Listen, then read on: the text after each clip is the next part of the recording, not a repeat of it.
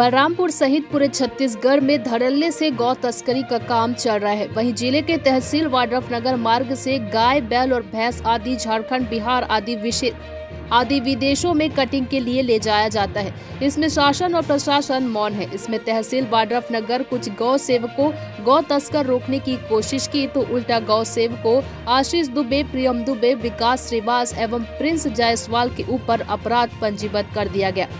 गौ सेवकों की गिरफ्तारी के विरोध में राज्यसभा सांसद व पाल के लाल राम विचार नेताम ने भारतीय जनता पार्टी के कार्यकर्ताओं के साथ थाने का घेराव किया।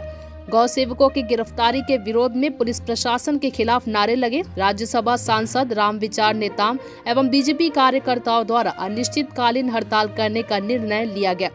बाद में भी 13 तारीख की रात्रि करीब 1:30 बजे धरना प्रदर्शन खत्म किया गया। वहीं पुलिस प्रशासन को 10 दिनों समय दिया गया।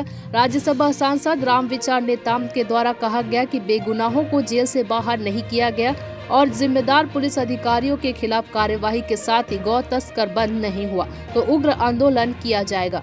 बलरामपुर से आनंद चौरसिया की रिपोर्ट।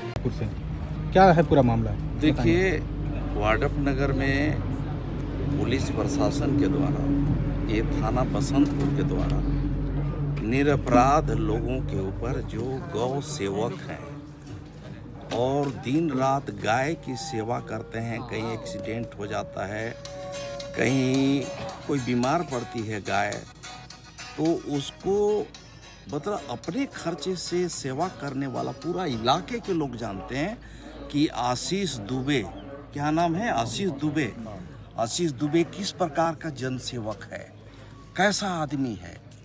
विकास श्रीवास, ये लोग और प्रियम दुबे, इतने अच्छे मतलब ये लोग का ये व्यवहार है और समाज में उसकी एक प्रतिष्ठा है। ऐसे लोगों के ऊपर जो चार्ज लगाया है वो चार्ज है मतलब गौ तस्करों से पैसा लेने का, इतना घृणित काम, और ऊपर से एट्रोसिटी भी लगाया। पता नहीं क्या हो गया, बिना सोचे समझे, बिना तफ्तीश किए इस तरह से कि कौन कौन लड़के उसमें शामिल हैं, और इसके बाद धमकी दे रहे हैं। पुलिस ऐसा लग रहा है कि इमरजेंसी लागू हो गया है।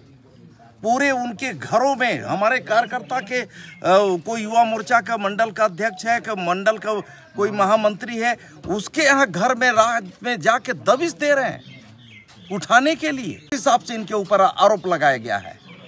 अगर मानते हैं कि किसी के ऊपर आरोप है तो जिसके ऊपर आरोप होगा उसके ऊपर कार्रवाई करो ना, बाकी के ऊपर कर देंगे।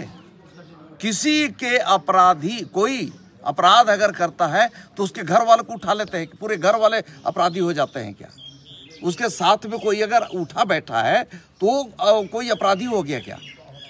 मतलब क्या बना लिए? लोकतंत्र है कि क्या है? लोग का अपना नागरिक अधिकार है कि नहीं?